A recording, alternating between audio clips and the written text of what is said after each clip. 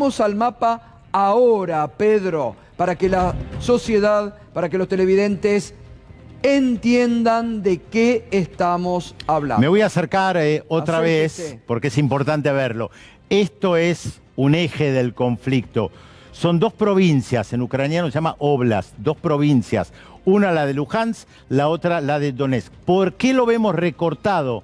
Porque esta es la parte que los llamados separatistas, independentistas, declararon hace unos días como repúblicas independientes. No controlaban toda esta zona. Acá hay una guerra hace ya varios años. Gran parte de la prensa occidental no prestó atención a lo que pasaba acá, porque decían, las fuerzas ucranianas, supuestamente democráticas, están evitando que los separatistas se separen de Ucrania y además son prorrusos.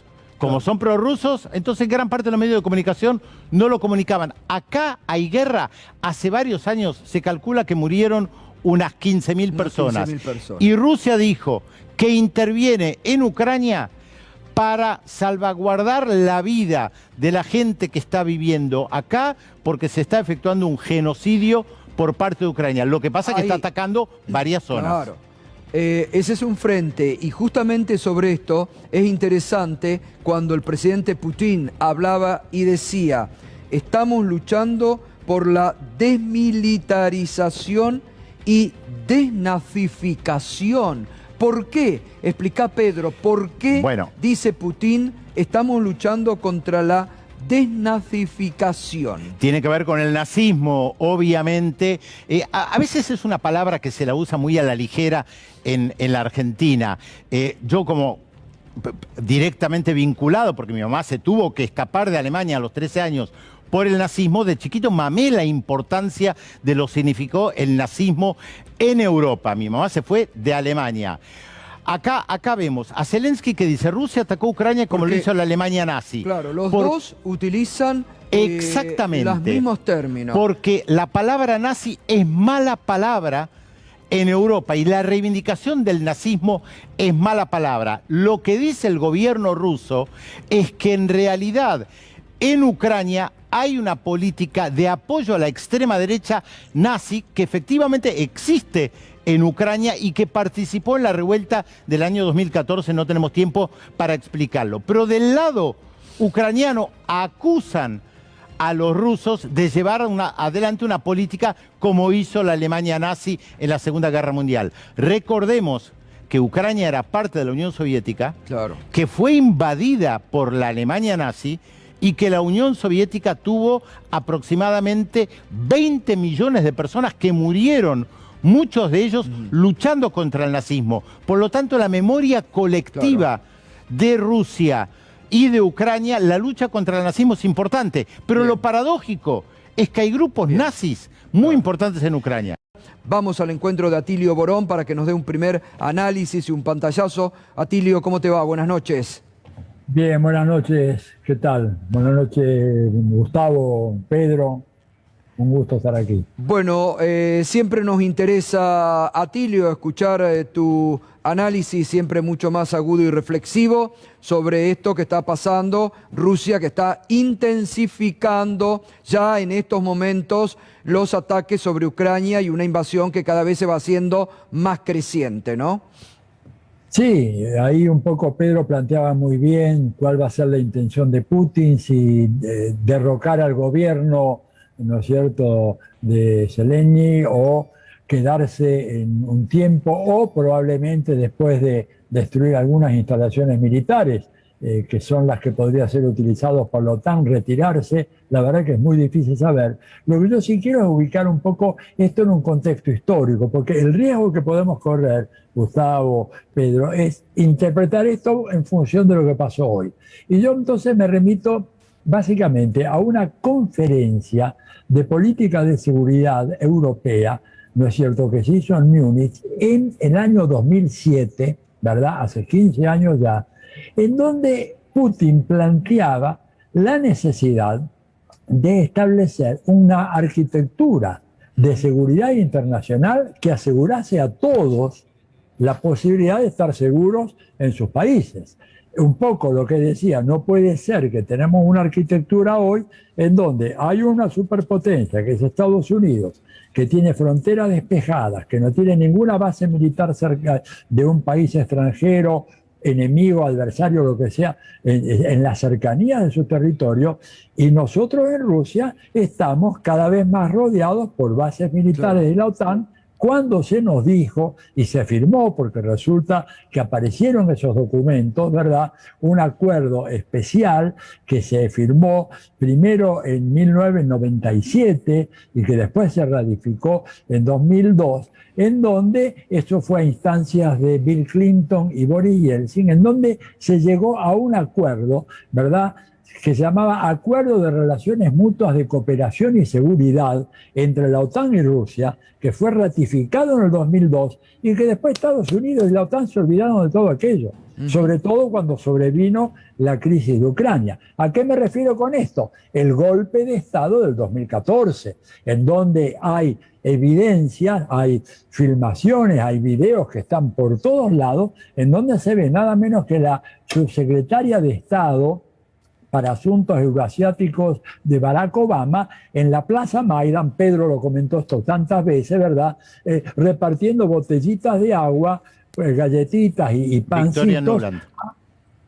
Claro, Victoria Nuland, exactamente, a los tipos que estaban ahí, muchos de los cuales realmente portaban brazaletes con signos o con simbología nazi. O sea, no es esto, ¿verdad?, una cosa que surge de la noche a la mañana. Entonces, cuando Estados Unidos propicia ese golpe, sacan del medio a un gobierno que era prorruso, que había sido elegido y la Unión Europea lo había ratificado. Faltaba menos de un año para las elecciones, podrían haber esperado.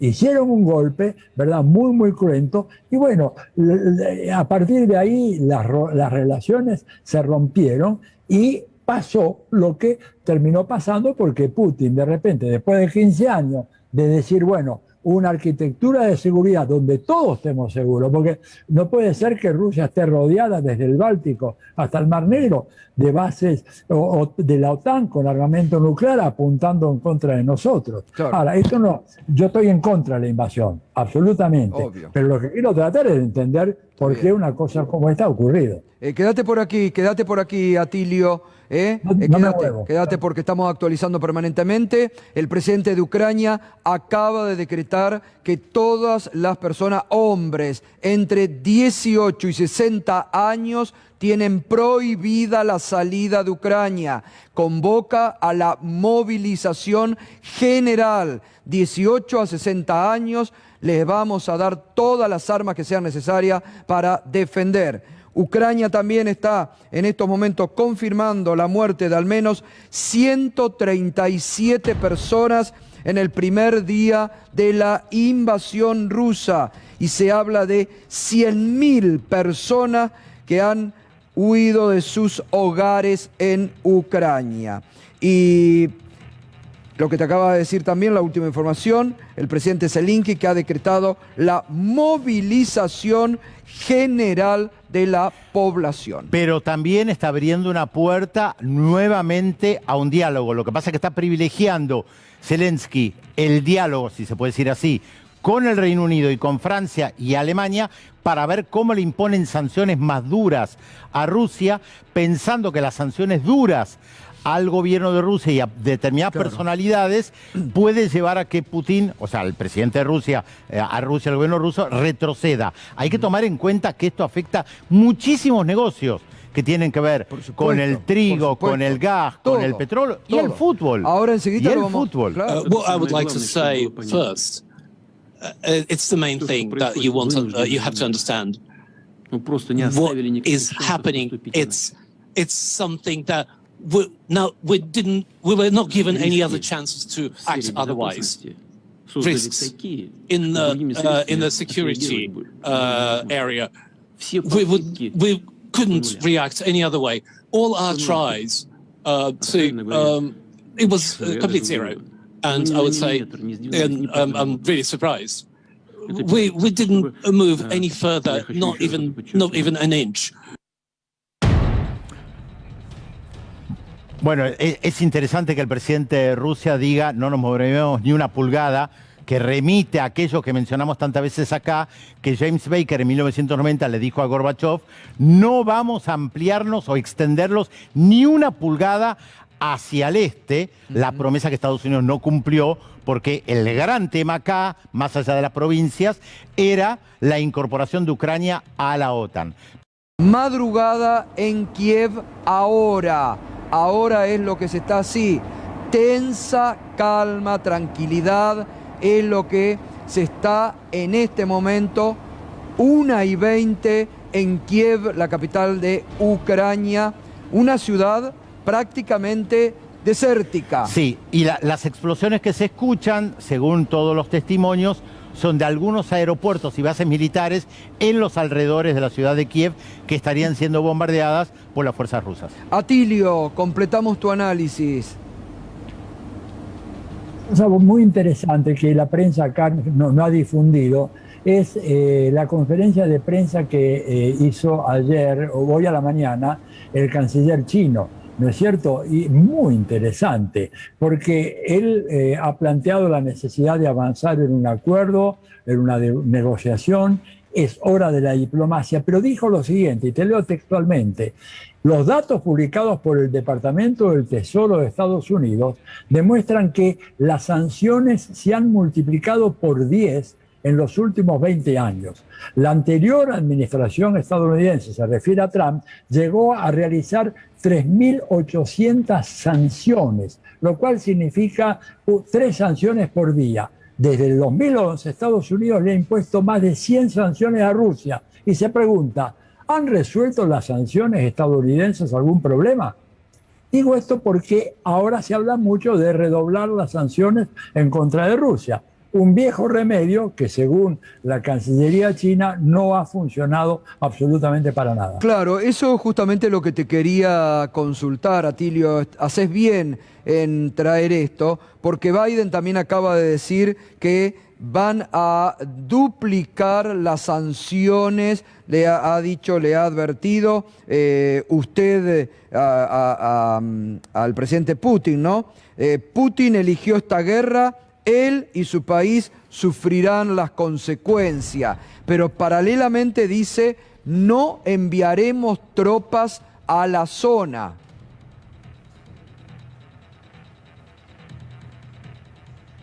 Atilio, ¿estás escuchando? Sí, te perdí un poquito, pero me parece... No, digo, paralelamente que Biden está diciendo, Putin eligió esta guerra, él y su país sufrirán las consecuencias. Duplicaremos la sanción económica, pero también paralelamente dice, no enviaremos tropas de la OTAN a la región.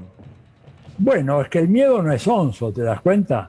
Porque si ellos no pudieron, después de 20 años, triunfar en Afganistán, meterse con un país como Rusia, que tiene un arsenal nuclear más grande que el de Estados Unidos, ¿no es cierto? Y que tiene un ejército formidable, me parece que es una locura.